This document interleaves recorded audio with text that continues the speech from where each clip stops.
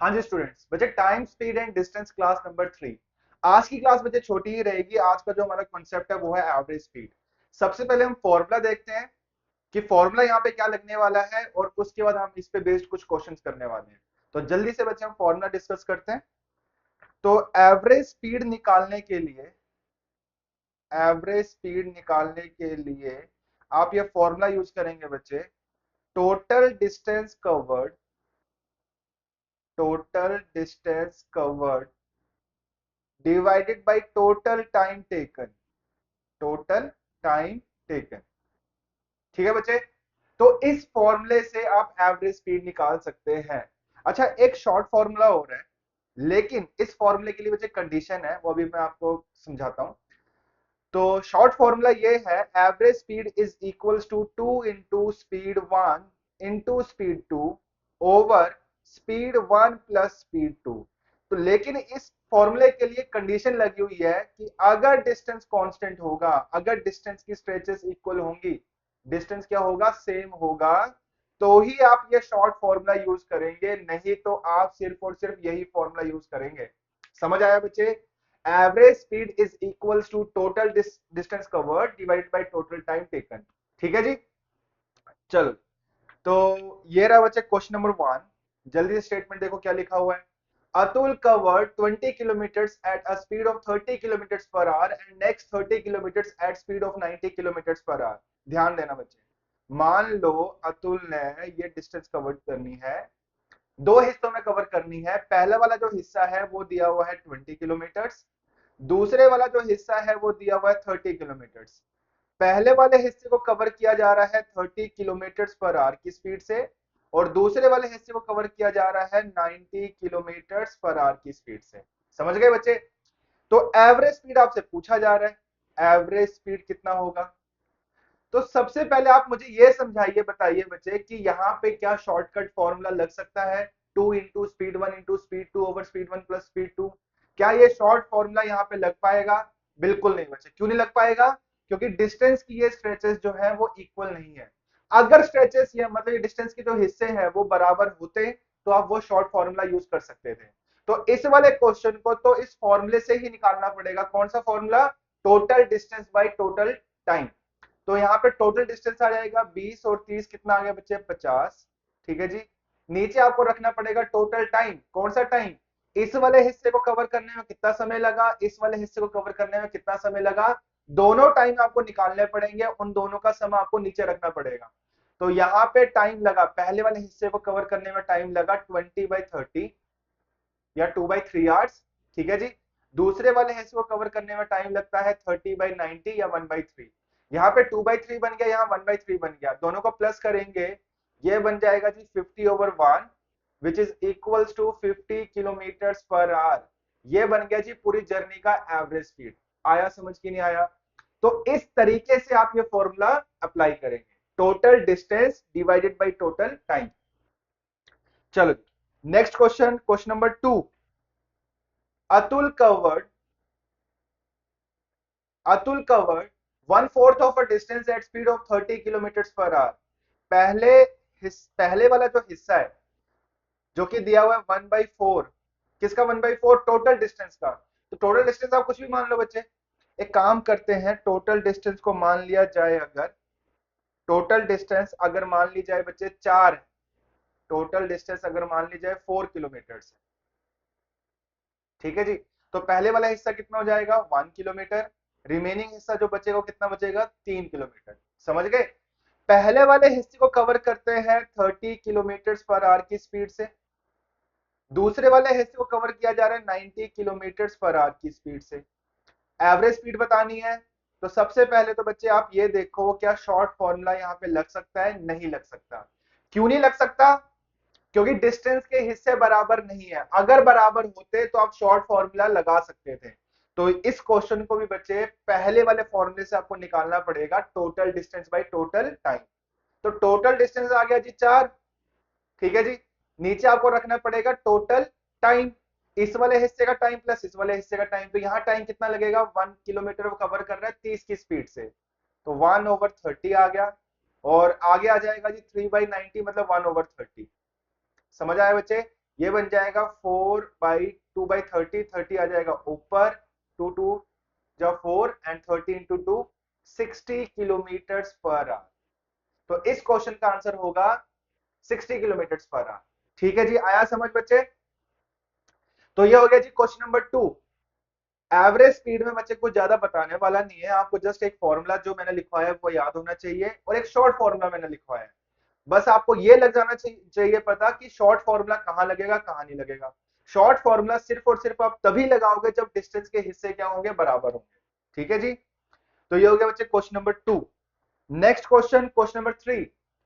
Atul traveled for 1/4 of the total time of a journey at a speed of 30 kilometers per hour and rest of the time at speed of 90 kilometers per hour. Find his average speed. कोई दिक्कत नहीं है बच्चे, देखो पहले बोला जा रहा था, पिछला वाला जो सवाल था वहां डिस्टेंस की बात कर रहा था, इस वाले सवाल में बात हो रही है जी टोटल टाइम की। तो टोटल टाइम कुछ लेट कर लो, एक काम करते हैं जी, टोटल टाइम आप लेट कर लो 4 आवर्स। टोटल टाइम आपने लेट कर लिया 4 आवर्स। इस डिस्टेंस को दो हिस्सों में कवर किया जा रहा है। पहले वाला जो हिस्सा है उसको कवर किया जाता है 1/4 ऑफ टोटल टाइम, मतलब 4 का 1/4, 4 का 1/4, मतलब 1 आवर। ठीक है जी, और रेस्ट ऑफ द जर्नी कितने समय में कवर कर रहा है वो, 3 आवर्स में। पहले वाले हिस्से की जो स्पीड है वो है जी 30 km/h।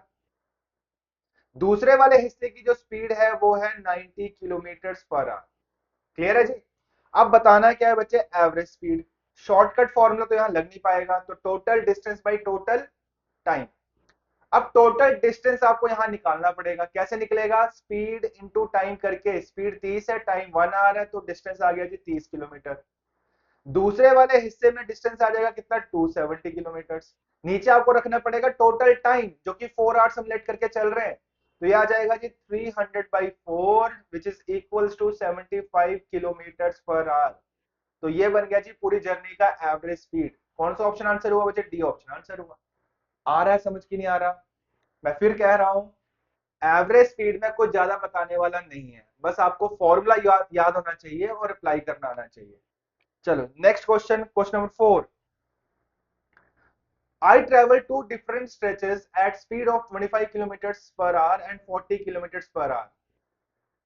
And average speed of the entire journey is 30 kilometers per hour. What fraction of the entire distance was traveled at 25 kilometers per hour? देखो बच्चे, अगर इस सवाल को एलिगेशन तरीके से किया जाता, एलिगेशन तरीके से किया जाता तो बहुत जल्दी बच्चे इसका आंसर आप निकाल सकते थे। ठीक है जी, पहले वाले हिस्से का स्पीड, दूसरे वाले हिस्से का स्पीड, ओवरऑल स्पीड आपने रख ली यहाँ पर, इनका डिफरेंस आप रख देंगे यहाँ पर, इनका डिफरेंस आप रख देंगे यहाँ पर, यहाँ बन जाएगा डिफरेंस 10, यहाँ बन जाएगा डिफरेंस 5। रेशियो का बन गया बच्चे 2:1। तो मैं मान के चल रहा हूं कि आपको एलिगेशन तरीका आता है। ठीक है, तो रेशियो बन गया 2:1। अब सवाल यह है कि ये रेशियो किस चीज का बना। अब मैंने ये चीज आपको समझाई हुई है, अगर आपने मेरी पूरी लेक्चर सीरीज शुरू से अगर आप देखते आ रहे हैं, एलिगेशन चैप्टर में मैंने आपको ये चीज समझाई हुई है बच्चे, कि रेट्स जिसके रिस्पेक्ट में होंगे ये रेशियो उसी चीज का होगा। रेट्स जैसे kilometre per our, 25 kilometre per our, 40 kilometre per our, तो ये रेट किसके रिस्पेक्ट में है, किलोमीटर पर आवर। मतलब ये रेट बच्चे किसके रिस्पेक्ट में हुआ, जैसे ये रेट लिखा हुआ है ना, kilometre per our. Per hour का मतलब आवर्स, आवर्स मतलब टाइम, टाइम के रिस्पेक्ट में। तो ये रेशियो पे किस चीज का आया, टाइम का आया।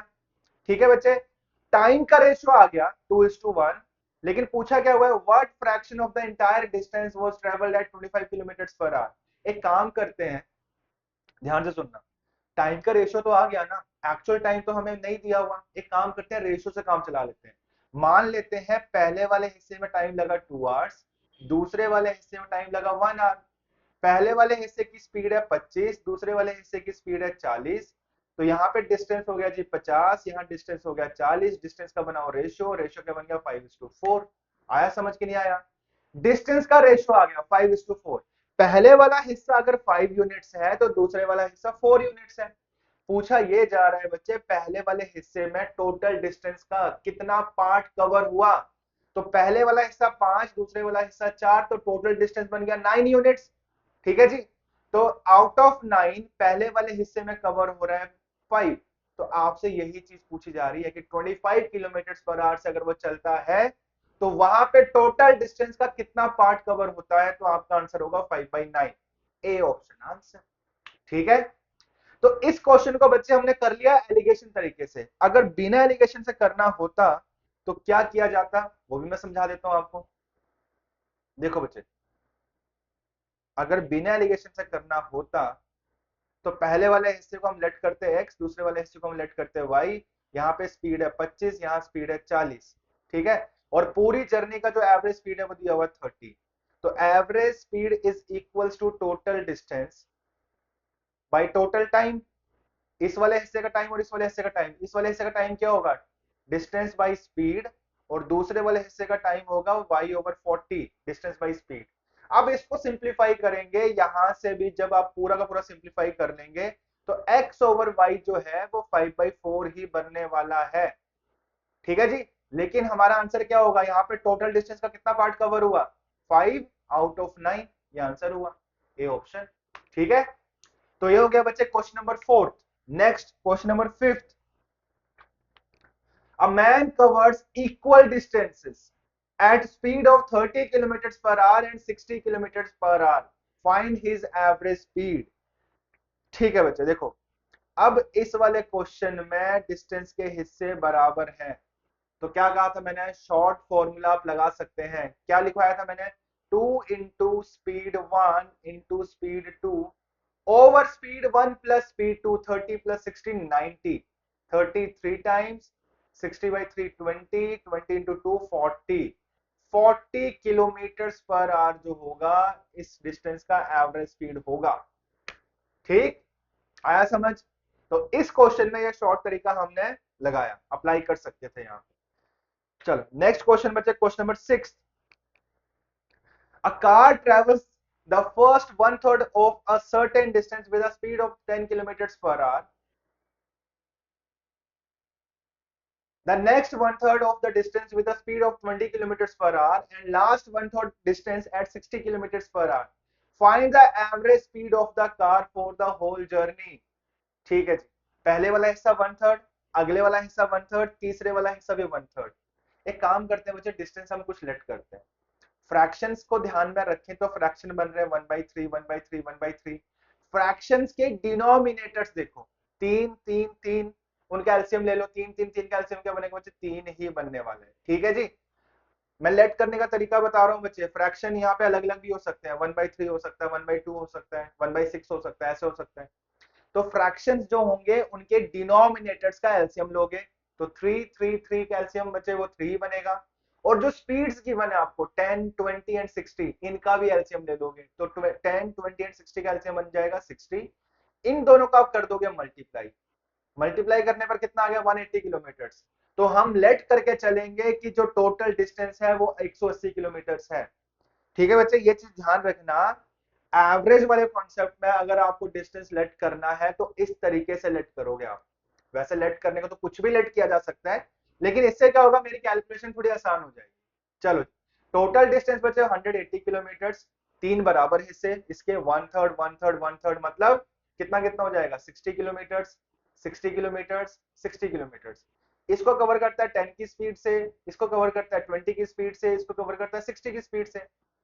तो average speed is equals to total distance by total time. Total distance 180 है, टोटल टाइम यहाँ वाला यहाँ वाला यहाँ वाला, यहाँ वाला टाइम कितना लगा 6 आवर्स, यहाँ वाला टाइम कितना लगा 3 आवर्स, और यहाँ वाला टाइम कितना लगा 1 आवर।